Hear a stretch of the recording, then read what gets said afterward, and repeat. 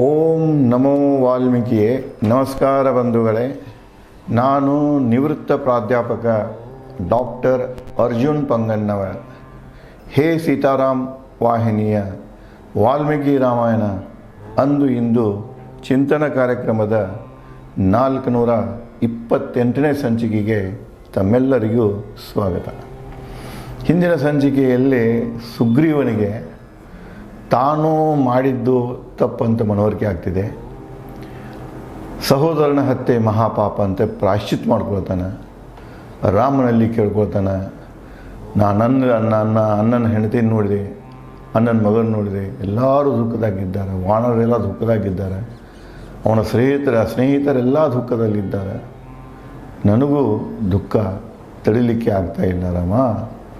ಇನ್ನು ಇವರೆಲ್ಲರೂ ಇಲ್ಲದ ಹೇಳಿದಾಗ, ನನ್ನ ಅನ್ನ ಇಲ್ಲದ ಹೇಳಿದಾಗ, ಈ ದುಃಖದ ಮಧ್ಯೆ ನಾನು ಈ ಕಿಷ್ಕಿಂಧದ ಪಟ್ಟವನ್ನು ಏರುವುದಿಲ್ಲ, ನನಗೆ ಈ ರಾಜ್ಯನೇ ಬೇಡ, ನಾನು ಎಲ್ಲವನ್ನೂ ತೊರೆದು ನನ್ನ ಅಣ್ಣನ ಶವದೇನು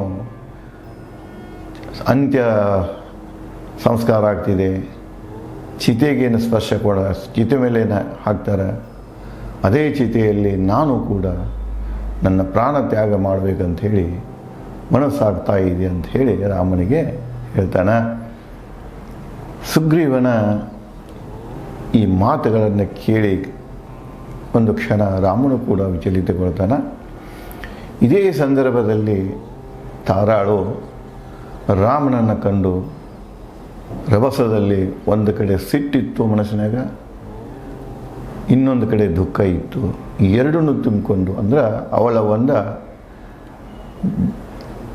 ದೇಹದಿಂದ, ಅಂದರೆ ದೈಹಿಕ ಭಾಷೆ ಅಂತ ಕರಿತೀವಿ ನಾವು, ಅವಳ ಒಂದು ಏನು ಎಕ್ಸ್ಪ್ರೆಷನ್ಸ್ ಇತ್ತು, ದೇಹದ ಒಂದು ಭಾಷೆ ಏನಿತ್ತು, ಅದನ್ನು ಕಂಡ ರಾಮ ಗೊತ್ತಾಗ್ತಿದೆ ಅವನು ನನ್ನ ಬಳಿ ಬರ್ತಾ ಇದ್ದಾಳೆ, ಸಿಟ್ಟಿನಲ್ಲಿಯೂ ಇದ್ದಾಳೆ, ದುಃಖದಲ್ಲಿಯೂ ಇದ್ದಾಳೆ ಅಂತ ತಿಳಿತಾಳೆ. ಮುಂದೆ ತಾರಾಳು ರಾಮನ ಬಳಿ ಬರ್ತಾಳೆ. ಅದನ್ನೇ ವಾಲ್ಮೀಕಿಯವರು ಹೀಗೆ ಮುಂದುವರಿಸ್ತಾರೆ. ಸಿಟ್ಟು ದುಃಖ ತುಂಬಿದ ದೈಹಿಕ ಭಾಷೆಯಲ್ಲಿ ಮಾನಸಿಕ ಸ್ಥಿತಿಯಲ್ಲಿ ರಾಮನಿಗೆ ತಾರಾಳು ನುಡಿದರು. ಬಂದು ರಾಮನ ಮುಂದೆ ನಿಲ್ದಾಳ. ರಾಮನಿಗೆ ಹೇಳ್ತಾಳೆ, ನೀನು ಅಪ್ರೇಮೆಯ ಅಭೇದ್ಯ ಜಿತೇಂದ್ರಿಯ ಧರ್ಮಜ್ಞ ಅಕ್ಷಯ ಕೀರ್ತಿವಂತ ಭಿನ್ನ ಭೂಸಹನತೆ ಕೆಂಗನ್ನಿನವ. ನೋಡ್ರಿ, ಇಲ್ಲಿ ರಾಮನ ವ್ಯಕ್ತಿತ್ವವನ್ನು ತಾರಾಳ ಮೂಲಕ ವಾಲ್ಮೀಕಿಯವರು ಹೇಳಿಸ್ತಾ ಇದ್ದಾರೆ. ಅಪ್ರೇಮೆಯ, ಎಲ್ಲ ನಿಯಮಗಳನ್ನು ಮೀರಿದವ ನೀನು, ಯಾವ ಸಿದ್ಧಾಂತಗಳಿಗೂ ನಿನಗೆ ಬಂದಿತ್ತಿಲ್ಲ. ಇದು ಯಾರಿಗೆ ಸಾಧ್ಯ ಅಂದರೆ, ಯಾರು ಮುಕ್ತಿಯನ್ನು ಹೊಂದಿರ್ತಾರೆ, ಅಂದರೆ ಆತ್ಮವಿಮೋಚನೆಯನ್ನು ಹೊಂದಿರ್ತಾರೆ. ಆತ್ಮವಿಮೋಚನೆ ಹೊಂದಿದಂಥ ಮನುಷ್ಯನಿಗೆ, ವ್ಯಕ್ತಿಗೆ ಇವು ಯಾವುವು ಬಂಧನಕಾರಿ ಅಲ್ಲ. ನಿನ್ನನ್ನು ಭೇದಿಸಲಿಕ್ಕೆ ಸಾಧ್ಯವಿಲ್ಲ. ಅಭೇದ್ಯ, ಎಲ್ಲರ ನಡತೆಗಳನ್ನು ಅವನಿವನ್ನೆಲ್ಲ ಸುಲಭವಾಗಿ ತಿಳ್ಕೊಳ್ಬೋದು, ಆದರೆ ನಿನ್ನನ್ನು ತಿಳ್ಕೊಳ್ಳಿಕ್ಕೆ ಅಷ್ಟು ಸುಲಭ ಇಲ್ಲ. ಅದು ಸುಲಭವಾಗಿ ನೀನು ಅರ್ಥನೂ ಆಗೋದಿಲ್ಲ. ಇಂದ್ರಿಯಗಳನ್ನು ಜಯಿಸಿದವ. ಎಲ್ಲ ಜನ ಒಂದಿಲ್ಲ ಒಂದು ಇಂದ್ರಿಯ ಪ್ರಭಾವಕ್ಕೆ ಒಳಗಾಗಿರ್ತಾರೆ, ಸುಖಕ್ಕಾಗಿ ಏನೆಲ್ಲ ಮಾಡ್ತಿರ್ತಾರೆ. ನೀನು ಮಾತ್ರ ಯಾವ ಇಂದ್ರಿಯೂ ನಿನ್ನನ್ನು ಬಂಧಿಸಿಲ್ಲ. ಎಲ್ಲವನ್ನು ಜಯಿಸಿದಂಥ ವ್ಯಕ್ತಿತ್ವ ಹೊಂದಿದಂಥ ರಾಮ ನೀನು. ಧರ್ಮಜ್ಞ, ನೀತಿ, ನಡೆ, ನುಡಿ, ಜವಾಬ್ದಾರಿ ಎಲ್ಲನೂ ಬಲ್ಲಂಥ ವ್ಯಕ್ತಿ ನೀನು. ಬೇಜವಾಬ್ದಾರಿ ಮನುಷ್ಯ ಅಲ್ಲ, ನೀನು ಒಬ್ಬ ಜವಾಬ್ದಾರಿಸಿದ ವ್ಯಕ್ತಿ. ಈ ಅರ್ಥದಲ್ಲಿ ಧರ್ಮಜ್ಞೆ ಬರ್ತಿದೆ. ಧರ್ಮನಿಷ್ಠೆಯುಳ್ಳವನು ಅಂದರೆ ಕಾನೂನು ಸುವ್ಯವಸ್ಥೆಯಲ್ಲಿ ಶ್ರದ್ಧೆ ಇದ್ದವನು, ನಂಬಿಕೆಯನ್ನು ಹೊಳ್ಳವನು ಧರ್ಮಜ್ಞ ಅಂತ ಕರೀತಾರೆ. ಅಕ್ಷಯ ಕೀರ್ತಿವಂತ, ನಿನ್ನ ಕೀರ್ತಿಯೇ ಎಂದೂ ಕ್ಷಯಿಸುವುದಿಲ್ಲ, ಯಾವ ಕಾಲದಲ್ಲಿಯೂ ಕ್ಷಯಿಸುವುದಿಲ್ಲ. ನೋಡಿ ತಾರಳ ಅವಾಗ ಹೋಗಿ ಹೆಂಗೆ ರಾಮನಿಗೆ ಕರಿತಾಳಕ್ಕೆ ಅಕ್ಷಯ ಕೀರ್ತಿವಂತ. ತ್ರೇತಾಯುಗದಲ್ಲಿ ಅಷ್ಟೇ ಅಲ್ಲ, ದ್ವಾಪರ ಯುಗದಲ್ಲಿ, ಕಲಿಯುಗದಲ್ಲಿ ಬರುವಂಥ ಯುಗಗಳಲ್ಲಿಯೂ ಕೂಡ ನಿನ್ನ ಕೀರ್ತಿ ಪತಾಕೆ ಹಾರ್ತಾನ ಇರ್ತಿದೆ. ಇವತ್ತು ನೋಡ್ತಾ ಇದ್ದೇವೆ ನಾವು, ಎಲ್ಲವೂ ರಾಮಮಯವಾಗಿದೆ. ಭಾರತ ತಗೊಳ್ಳಿ, ಅದನ್ನೇನೋ ಆತ್ಮೋದ್ಧಾರಕ್ಕೆ ಬಳಸ್ತಾರೋ ಏನೋ ಸ್ವಾರ್ಥಕ್ಕಾಗಿ ಬಳಸ್ತಾರೋ ಅದು ವ್ಯಕ್ತಿಗೆ ಬಿಟ್ಟುಕೊಟ್ಟದ್ದು.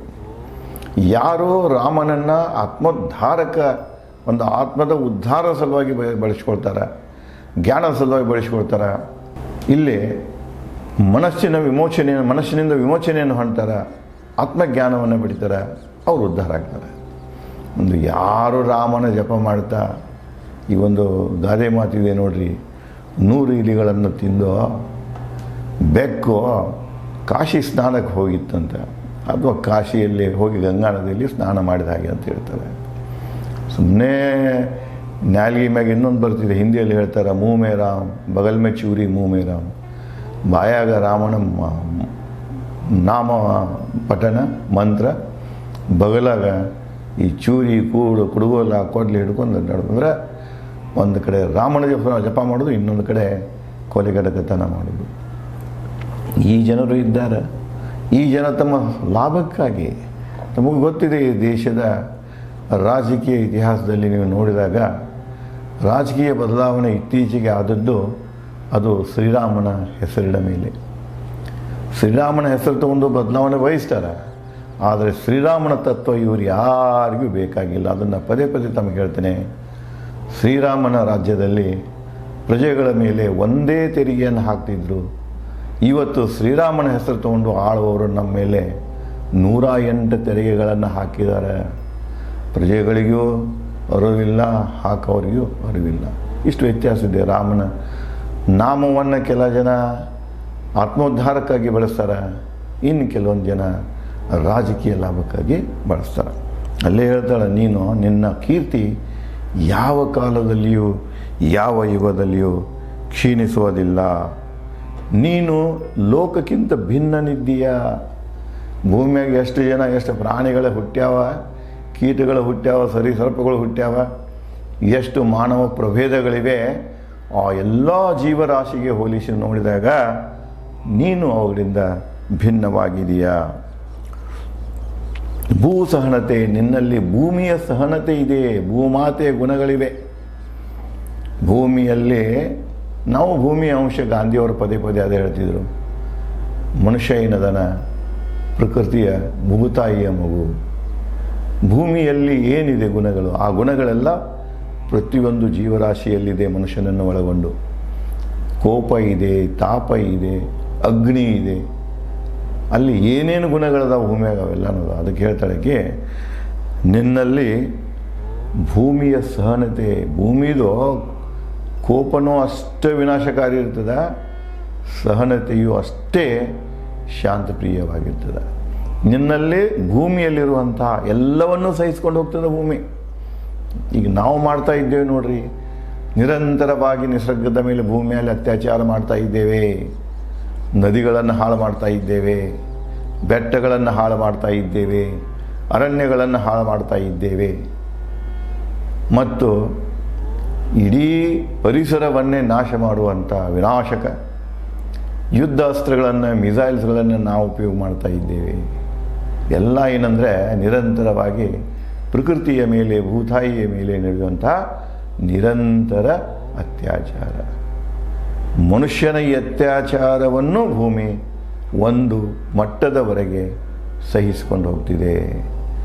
ಸಹನೆ ಮೀರಿತಂದರೆ ಸಮತೋಲನೆಗಾಗಿ ಪ್ರಕೃತಿ ಏನು ಮಾಡ್ತದೆ, ತನ್ನಲ್ಲಿ ಇರುವಂಥ ಕೋಪಗಳನ್ನು ಹೊರಗೆ ಹಾಕ್ತಿದೆ. ಅದಕ್ಕೆ ನಾವು ಪ್ರಕೃತಿ ವಿಕೋಪ ಅಂತ ಕರಿತೀವಿ. ಅತಿವೃಷ್ಟಿ, ಅನಾವೃಷ್ಟಿ, ಅಗತ್ಯಕ್ಕಿಂತ ಹೆಚ್ಚು ಚಳಿ, ಮಹಾಪೂರಗಳು, ಭೂಕಂಪಗಳು, ರೋಗ ರುಜಿಗಳು, ಎಲ್ಲ ಪ್ರಕೃತಿಯ ವಿಕೋಪ. ಅದನ್ನು ಯಾಕೆ ಉಪಯೋಗ ಮಾಡ್ತಿದ್ದೆ ಅಂದರೆ ಈ ಮನುಷ್ಯನೇನ ದಬ್ಬಾಳಿಕೆಗೆ ನಿಯಂತ್ರಣ ಇರೋದಿಲ್ಲ. ಅದನ್ನೇ ಮನುಷ್ಯ ತಾನು ಮಾಡುವಂಥ ಕೆಟ್ಟ ಕೆಲಸಗಳನ್ನು ಮನವರಿಕೆ ಮಾಡಿಕೊಂಡು ನಿಲ್ಲಿಸಲಿಲ್ಲ ಅಂದ್ರೆ ಕೊನೆಯ ಅಸ್ತ್ರ ನಿಸರ್ಗ ಅದರ ವಿರುದ್ಧ ನಿಲ್ತಿದೆ.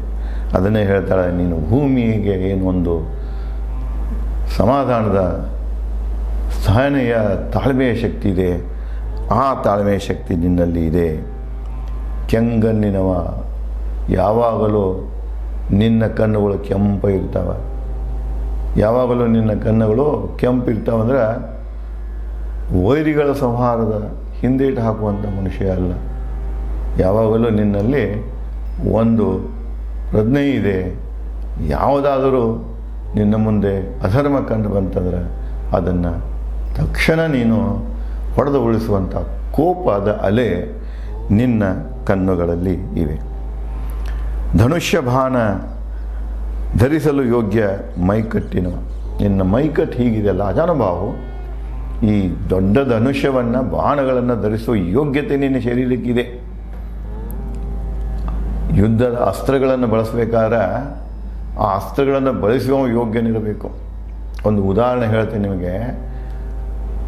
1971ರಲ್ಲಿ ಭಾರತ ಮತ್ತು ಪಾಕಿಸ್ತಾನದ ಯುದ್ಧ ನಡೆದಾಗ ಅಂದಿನ ಪ್ರಧಾನಮಂತ್ರಿ ಶ್ರೀಮತಿ ಇಂದಿರಾ ಗಾಂಧಿಯವರು ಪಂಜಾಬದಲ್ಲಿ ಒಂದು ಕಾಲೇಜಿನಲ್ಲಿ ಅವ್ರದ್ದು ಏನಿತ್ತರ ಯುದ್ಧ ನಡೆದಾಗ ಎಲ್ಲೋ ದೂರ ಹೋಗಿ ಕೊಡ್ತಿದ್ದಿಲ್ಲ, ಬಾರ್ಡರ್ ಸುತ್ತ ಇರ್ತಾರೆ, ಅಲ್ಲಿ ಹೋಗಿ ಜನರಿಗೆ ಪ್ರೋತ್ಸಾಹಿಸಬೇಕಲ್ಲ. ಅಲ್ಲೇ ಅವಳು ಹೇಳಿದರು, ನಾವು ಯುದ್ಧ ಮಾಡುತ್ತಿರುವುದು ಭಾರತದ ಸೈನಿಕರು ಯುದ್ಧ ಮಾಡುತ್ತಿರುವುದು ಪಾಕಿಸ್ತಾನದ ಜೊತೆಯಲ್ಲ, ಅಮೇರಿಕೆಯ ಅತ್ಯಾಧುನಿಕ ಶಸ್ತ್ರಾಸ್ತ್ರಗಳೊಂದಿಗೆ, ಯುದ್ಧ ವಾಹನಗಳೊಂದಿಗೆ ನಮ್ಮ ದೇಶದ ಸೈನಿಕರು ಯುದ್ಧ ಮಡಿತಾ ಇದ್ದಾರೆ ಅಂತ ಈ ಭಾಷಣ. ಯಾಕಂದರೆ ಪಾಕಿಸ್ತಾನ ಸೈನ್ಯಕ್ಕೆ ಅಥವಾ ಸೈನಿಕರಿಗೆ ಈ ವಿದೇಶಿ ಅಸ್ತ್ರಗಳೇನಿದಲ್ಲ, ಅಮೆರಿಕದಿಂದ ಬರುವಂಥ ಯುದ್ಧದ ಸಾಮಗ್ರಿಗಳೇನಿದಾವ, ವಾಹನಗಳೇನಿದಾವ, ಅಸ್ತ್ರಶಸ್ತ್ರಗಳೇನಿದಾವ, ಅವನ್ನು ಯಾವ ರೀತಿ ಬಳಸಬೇಕು ಅನ್ನುವಂಥ ಯೋಗ್ಯತೆ ತಿಳುವಳಿಕೆ ಅವರಲ್ಲಿಲ್ಲ ಅಂಥೇಳಿ ಆ ಯುದ್ಧದಿಂದ ತಿಳಿದು ಬಂದಿತ್ತು. ಅದೇ ಪ್ರಧಾನಮಂತ್ರಿ ಮಾತಾಡಿದ್ದನ್ನು ಅದು ರುಜುವಾತಾಗಿತ್ತು. ಇವತ್ತೂ ಹಾಗೆ ಇದೆ.